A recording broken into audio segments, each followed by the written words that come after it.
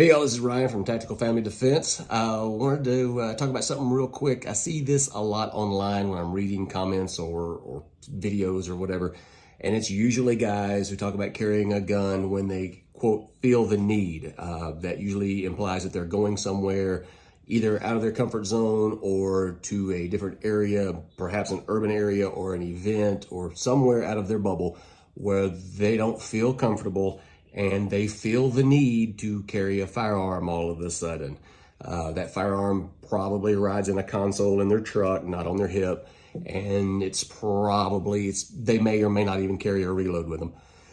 So let's talk about that.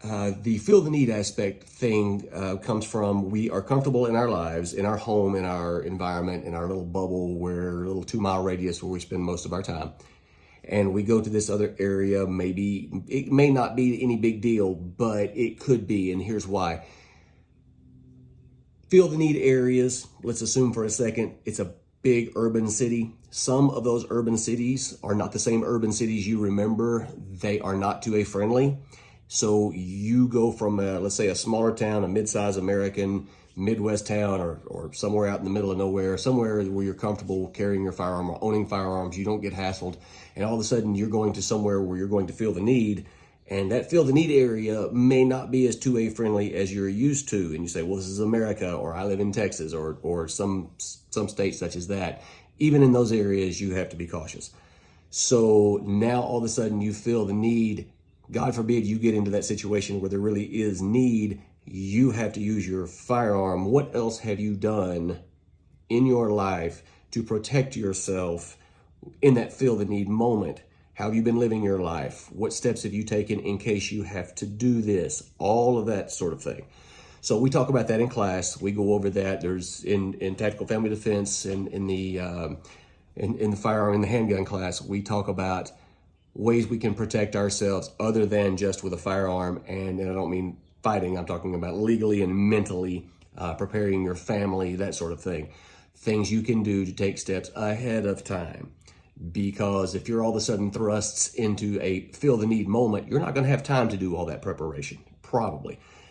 Daughter's off in college and there's a riot going on and she needs you to come get her. Well, you're not going to have time to sit down with the in-laws and say, hey, this is what I've got to go do. Or hire attorneys. So come to class. We talk about all that. I don't teach a shooting class. I teach a communications and ethics class and some legalese thrown in there. And then there is a 500 round count at the range. So there is shooting involved, very much so.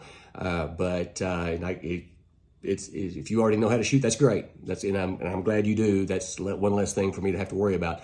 But that's not all that we do, and that's not all we talk about. We carry and talk about a lot of things in this class. So come see me. It's Tactical Family Defense. Best way to get a hold of me right now is tacticalfamilydefense@gmail.com.